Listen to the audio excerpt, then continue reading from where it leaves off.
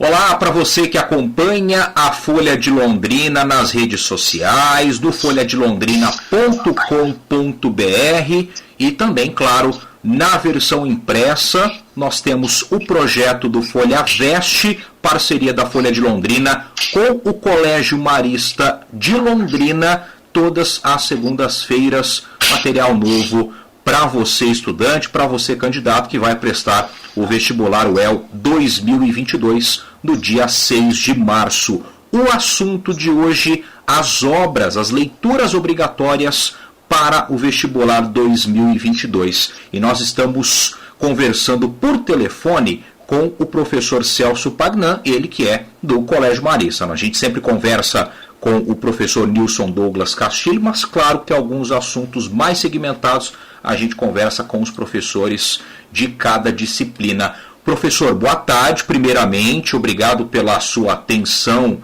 conosco e vamos falar então a respeito das obras que são cobradas pela nossa Universidade Estadual de Londrina no vestibular. A UEL tem alguma rotatividade das suas obras e nós temos aqui então 10 que estão disponíveis lá no site da COPS para que os candidatos façam a procura das obras e também a sua posterior leitura.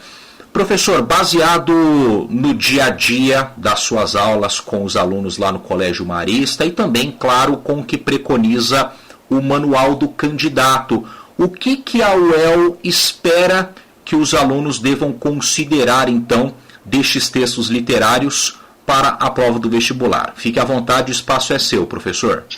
Ok, boa tarde.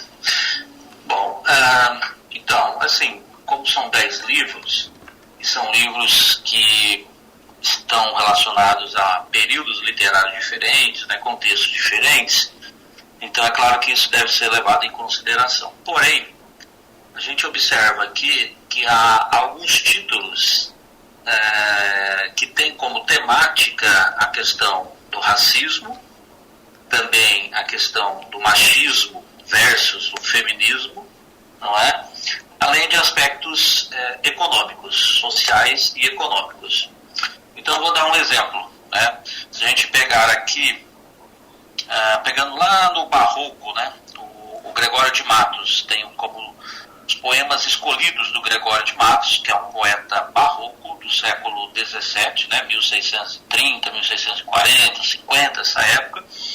O Gregório de Matos, ele vai trabalhar bastante a questão social, econômica na Bahia, né, onde ele morou, e também vai falar sobre a questão racial, já que o Brasil estava em processo de formação.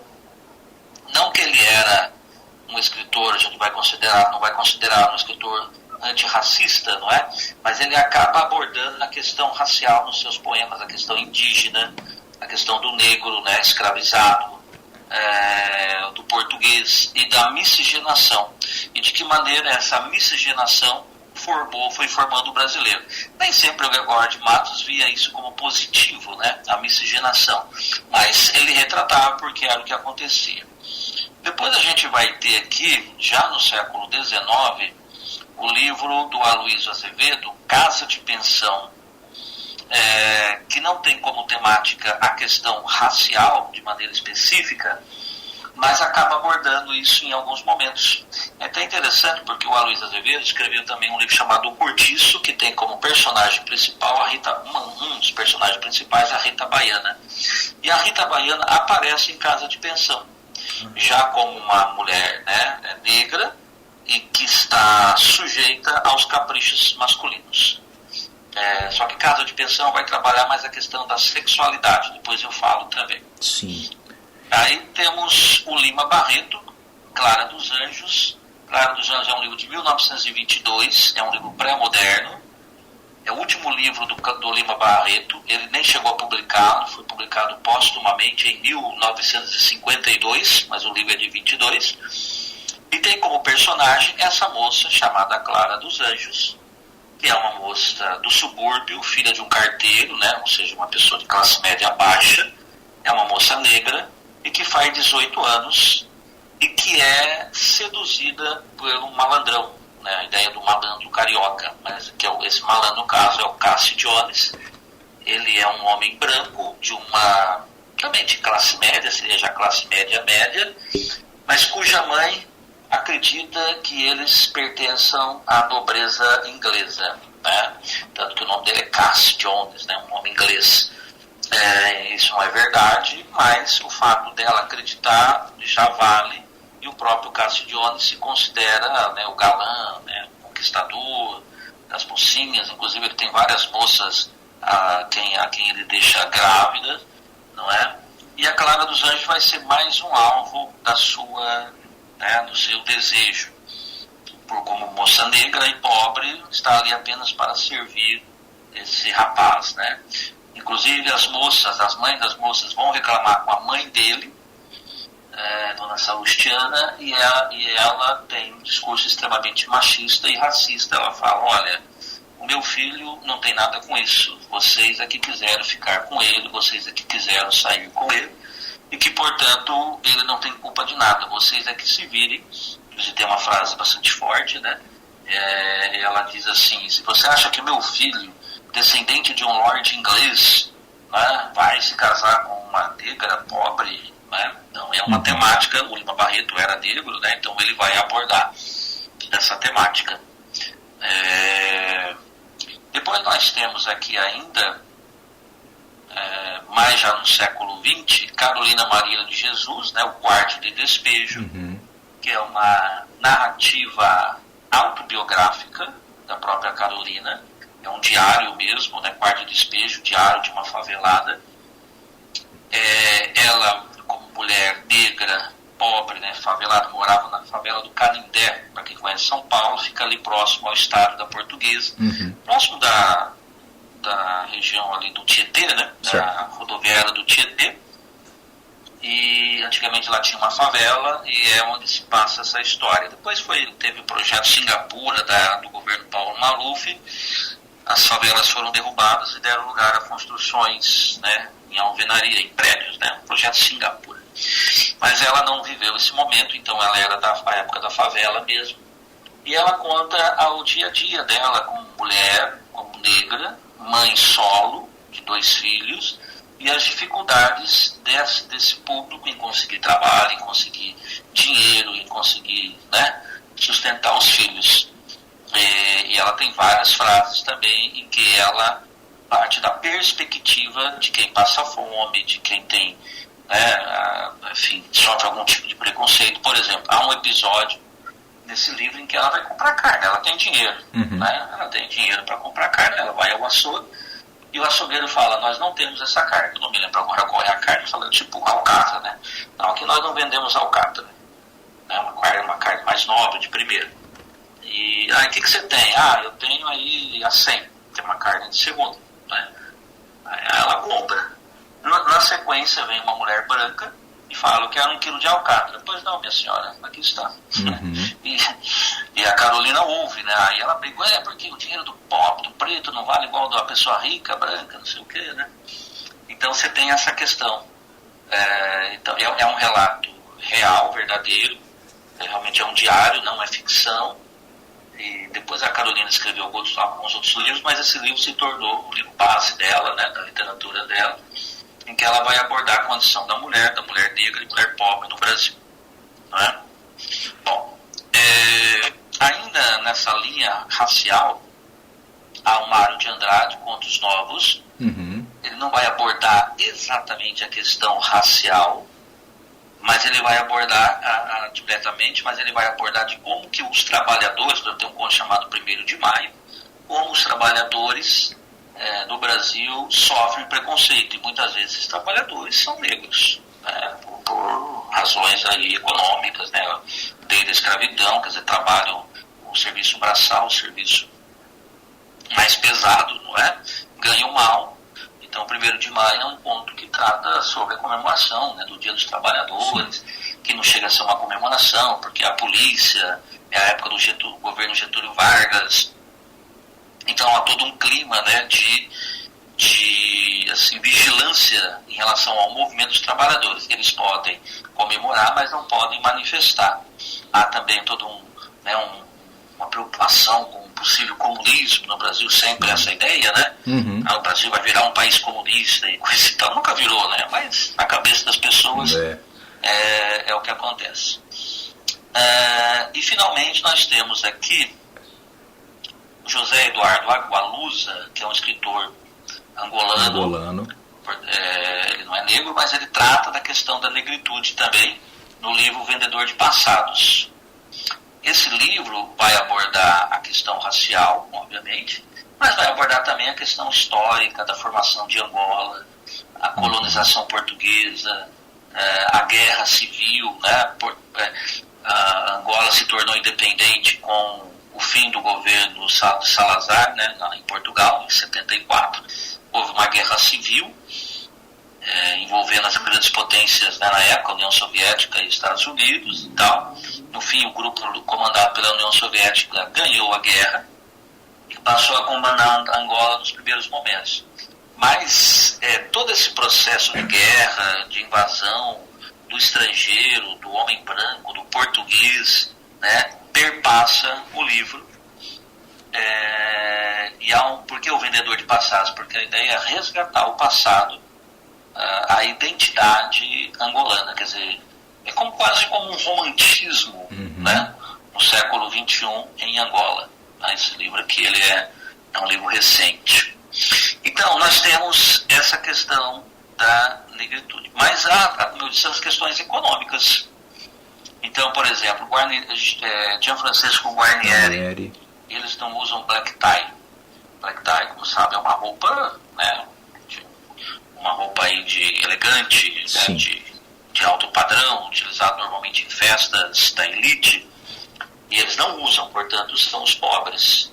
É a história, basicamente, de trabalhadores também que moram em favela, e a luta para conseguir melhores condições de trabalho, né? Então eles têm uma greve, vamos falar da greve, e ao mesmo tempo há personagens que querem sair dessa vida, não querem fazer greve, querem, né, descer o morro e morar na parte litorânea, quer dizer, o Rio de Janeiro, né, o morro, a parte litorânea, Copacabana, então Ipanema e tal.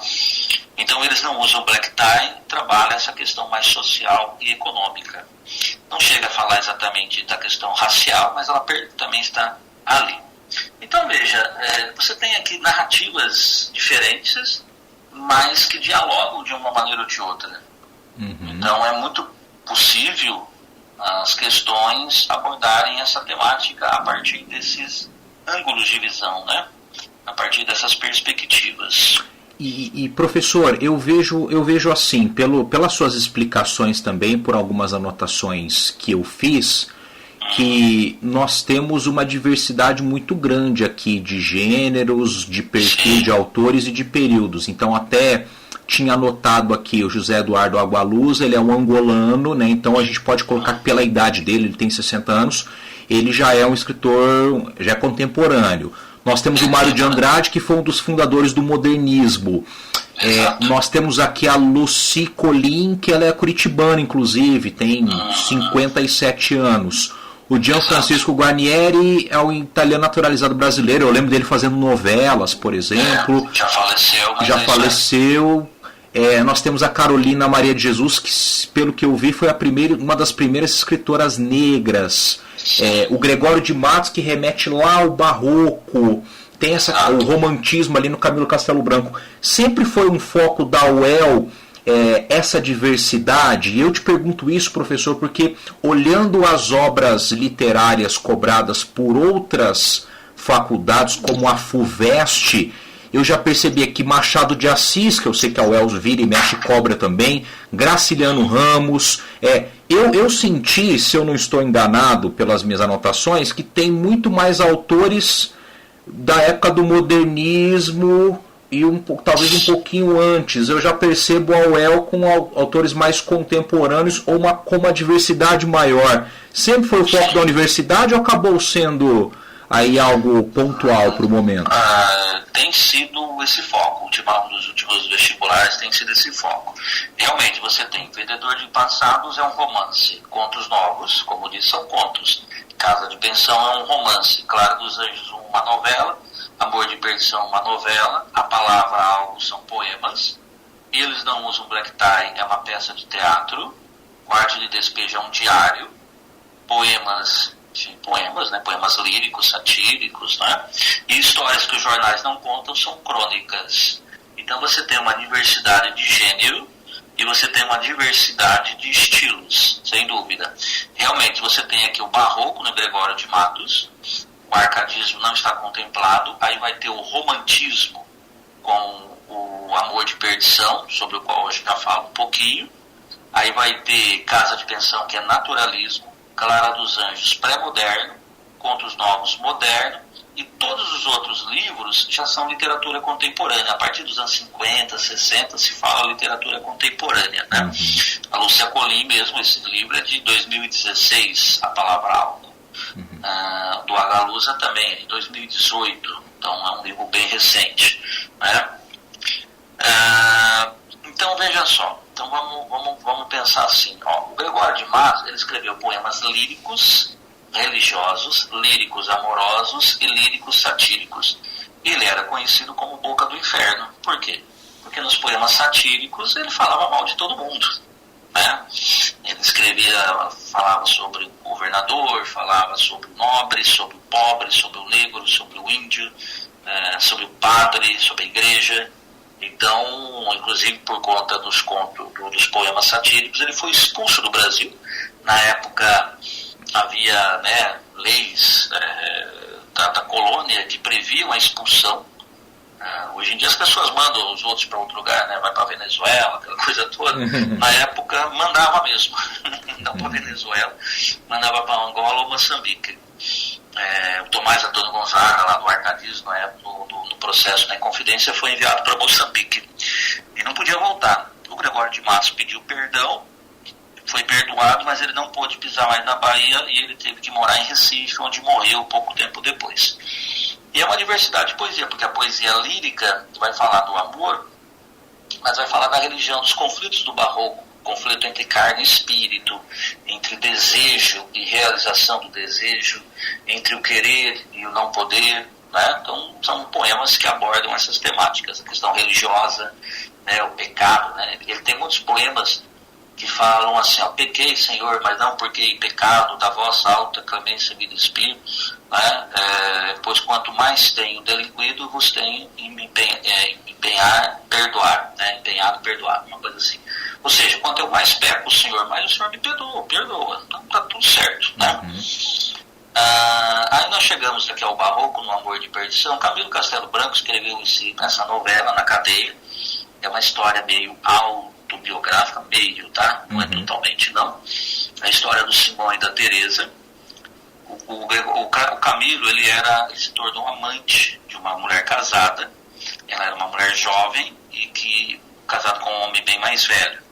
Em Portugal, na época, o adultério no Brasil também era crime, né? A pessoa podia ser presa, e é o que aconteceu. O Camilo foi preso, ficou um mês na cadeia. E nesse mês ele escreveu O Amor de Perdição, que conta a história de um amor de adolescente, mas que, como o nome diz, vai levar os jovens à perdição, à morte. É um Romeu e Julieta. Afinal, o Simão e a Teresa pertencem a famílias inimigas. O pai da Teresa quer que eles se casem com o Baltazar, o primo dela. Ela fala, eu não quero casar com o Baltazar, eu quero o Simão. E o pai fala, com o Simão você não casa, então você vai vai virar freira, vai para um convento. Então eu vou ser freira. E é o que acontece, ela vai para o convento.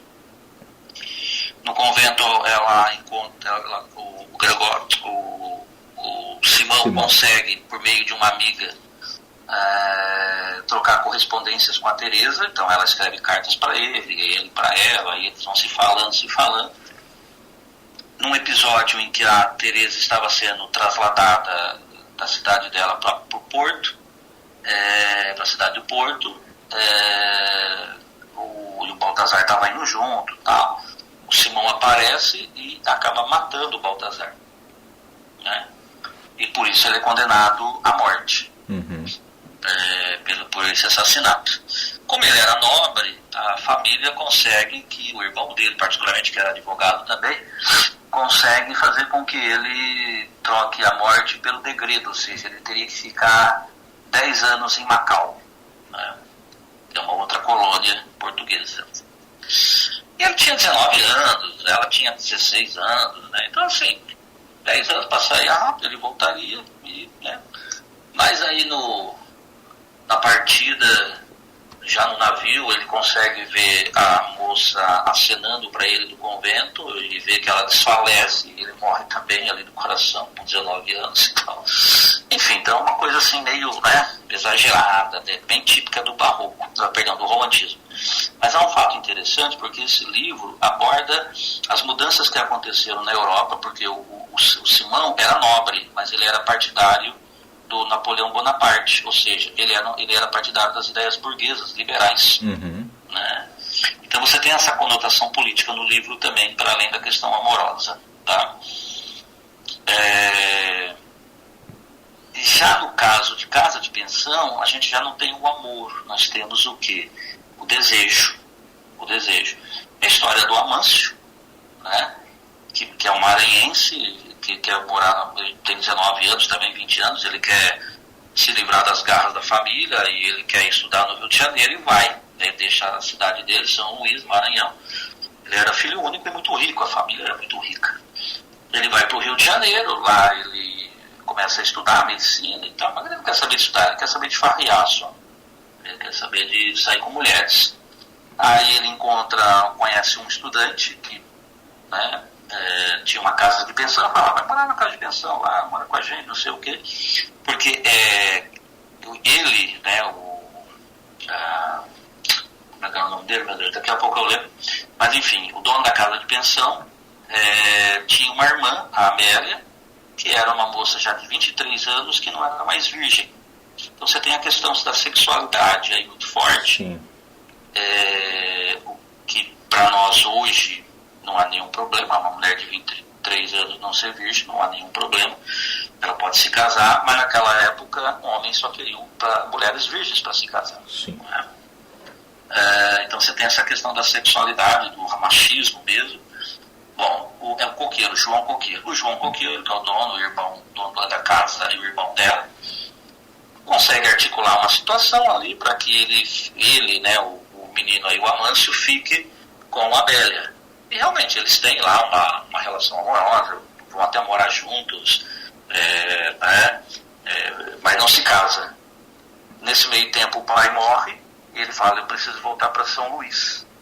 Resolver, porque também havia a lei que a mãe não podia resolver, quem tinha que resolver as questões financeiras era sempre o homem, ou o filho mais velho, um tio, enfim, né, a mulher ela não tinha voz ativa nessas questões financeiras. Mas qual que era o medo do João Coqueiro? Que ele fugisse e deixasse a irmã sem casamento, né? Aí já realmente, claramente não era mais virgem, porque todo mundo sabia que eles moravam juntos. E como é que ia fazer? Quem ia querer se casar com ela? Sim. Então o João Coqueiro denuncia o Amâncio, né, é um termo que não se usa mais, mas era o termo da época, tá? Defloramento. Ou seja, tirou a virgindade da moça. Ela não era mais virgem, mas ele usou esse argumento, né? E tirou a virgindade dela e não se casou. E na época a lei criminal previa isso. Veja só como que já foi a lei do Brasil, né? Essas questões aí, em tese era para proteger a mulher, mas não era nada disso. Se um homem deflorasse então, uma mulher e não se casasse com ela, ele poderia pegar até, acho que 4 anos, se não me engano, de cadeia. Mas se morasse na mesma cidade, se morasse em outra cidade, não. Então, um exemplo, ele morava em Maringá, veio aqui em Londrina e acabou ficando com uma moça, voltou para a cidade dele. Aí ele não ia preso, porque mora em outra cidade. Meu Deus, que absurdo. Tinha essas coisas. Enfim, e aí ele, mas se casasse, aí ele não seria preso. Então o negócio era casar, né? Era uma questão, um crime de honra. Bom, para finalizar, ele acaba, né, sendo preso realmente, vai a julgamento, mas é absolvido. O irmão fica muito bravo, vai lá e mata o rapaz aí, o Amâncio, uma coisa toda assim. Mas você tem, então, aparentemente, seria uma perspectiva de defesa da mulher, mas não é. são os valores machistas que estão presentes no livro. Né? E aí se contrapõe a amor de perdição. De repente a UEL pode trabalhar, né, o amor idealizado quanto o amor sexualizado, porque que não é bem amor, né, seria apenas o desejo. E professor, nós temos aqui algumas obras que são remanescentes do vestibular, de vestibulares anteriores, que são Clara dos Anjos, O Amor de Perdição, deixa eu ver, o Poemas Escolhidos de Gregório de Matos, acho que são essas três, se eu não me engano, que eu deixei aqui marcado. O senhor acredita que tem algum motivo em específico, elas têm um peso, uma importância maior por permanecerem da listagem anterior? E já gostaria de emendar com outra pergunta. 4 dessas obras também estão no vestibular da UEM, que são Contos Novos, O Quarto de Despejo, Eles Não Usam Black Tie e A Palavra Algo. É algo regionalizado, talvez assim, ou foi apenas uma coincidência? Pode ter sido uma coincidência. Sobre essa questão da mudança, isso é uma prática da UEL, manter a lista a cada 2 anos. E, por exemplo, nessa vez coincidiu de 3 serem novos e 3 serem repetidos e 7 serem novos. No próximo vestibular, quando eles trocarem essa lista, é muito provável que eles troquem apenas os 3 que já foram repetidos e mantenham 7. Né? Então há essa alternância, e assim sucessivamente. Aí no próximo troca 7, ficam 3 e por aí vai. Sobre essas escolhas semelhantes, é por conta mesmo desse momento. Como eu disse, a Carolina Maria de Jesus, ela está presente em vários outros vestibulares também, por conta da temática dela, por conta de toda essa discussão que a gente tem em torno hoje da questão da mulher, né, da mãe solo, da questão da negritude, do racismo, da cultura, a perspectiva do outro. Então é por isso, né, ela é uma autora muito interessante para se estudar todas essas questões identitárias. Agora, se você pega a palavra algo são poemas difíceis. Para quem não tem costume de ler poesia, não é uma leitura fácil. Mas a dica que eu dou é o seguinte: primeiro, a palavra algo, se você pega algo, vem de fidalgo é nobre. A palavra algo, portanto, ela quer dizer sobre a fidalguia da palavra, a nobreza da palavra. Onde a gente encontra nobreza na palavra? Na poesia. Então são poemas metalinguísticos, são poemas que falam de poesia. Né? E é interessante porque ela tem várias referências. Então o leitor mais, assim, digamos, habilitado, né, com maior competência, vai perceber que ela faz referências a Fernando Pessoa, faz referências a Walt Whitman, faz referências a Edgar Allan Poe, a Homero, a Vinícius de Moraes, Olavo Bilac. Então é um livro muito rico do ponto de vista da metalinguagem e também do ponto de vista da intertextualidade. Né? Mas não são poemas fáceis, porém é possível ler com atenção, chegar a uma interpretação. Outra coisa para a qual o vestibular deve estar atento, que ela, como mulher, ela escreve muitas vezes da perspectiva feminina também. Então é o olhar da mulher sobre as questões da sociedade. Isso é algo que deve ser, né, observado. Pode falar. Não, e o que tá também já na nossa conversa, né, professor, desde o início da sua fala, é que o aluno realmente ele tem que levar em consideração e se atentar muito a toda essa parte histórica, né? Então, do período, não só artístico, literário, mas social do que o nosso país estava envolvido, né? Porque esse contexto social e econômico, ele direto e indiretamente tem uma influência muito forte em cima do autor, e ele, claro, vai transmitir isso aí para a obra. Exatamente, é isso mesmo. E por exemplo, em Contos Novos, o Mário escreve muito sobre a formação intelecto-afetiva dos personagens.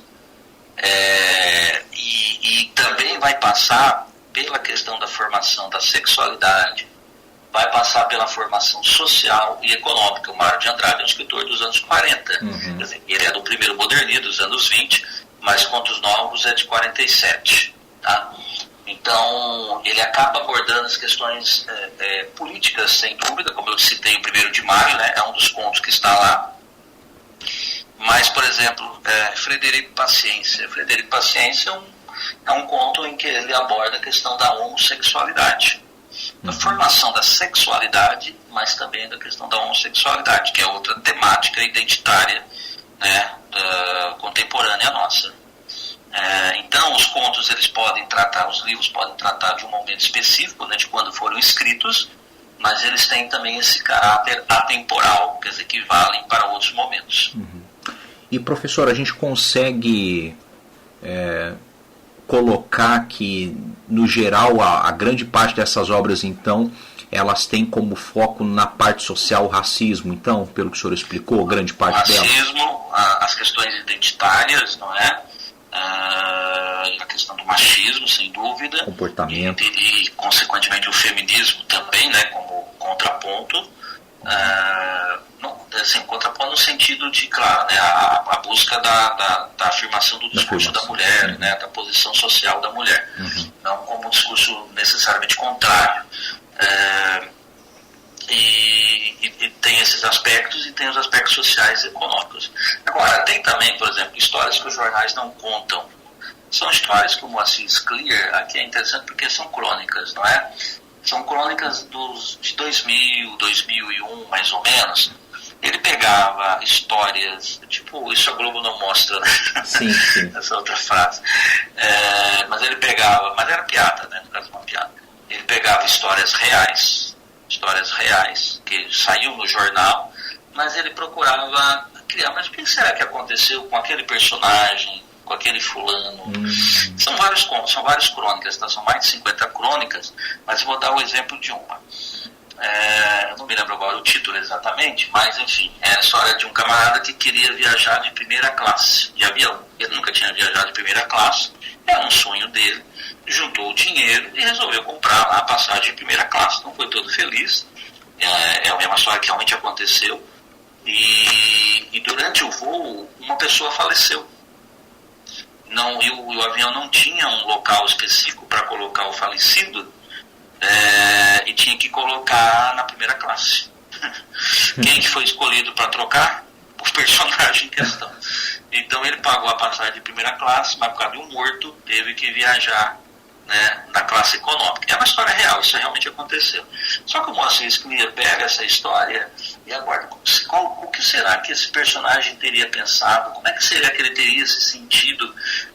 Né? Quais são os pontos que não foram relatados pela reportagem, mas que a gente poderia pensar? Ele explora o imaginário, né? Exatamente. Então, por isso são histórias que os jornais não contam, porque uma notícia jamais iria dizer, e o rapaz aí que queria viajar na primeira classe ficou muito frustrado e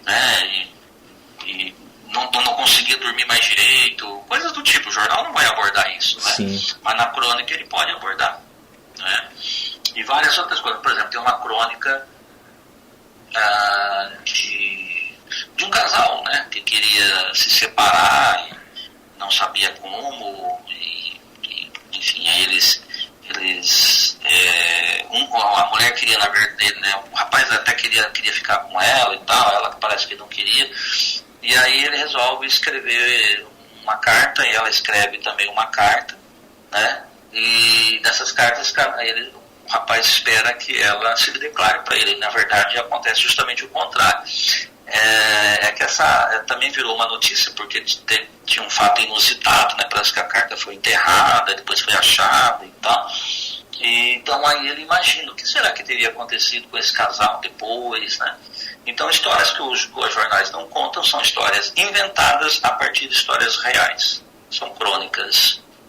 E aí você vai ter um lado pode ter um lado lírico, não é? Pode ter um lado cômico, irônico. Então há vários aspectos que são explorados pelo escritor. O Moacir Scliar é um escritor gaúcho, já falecido.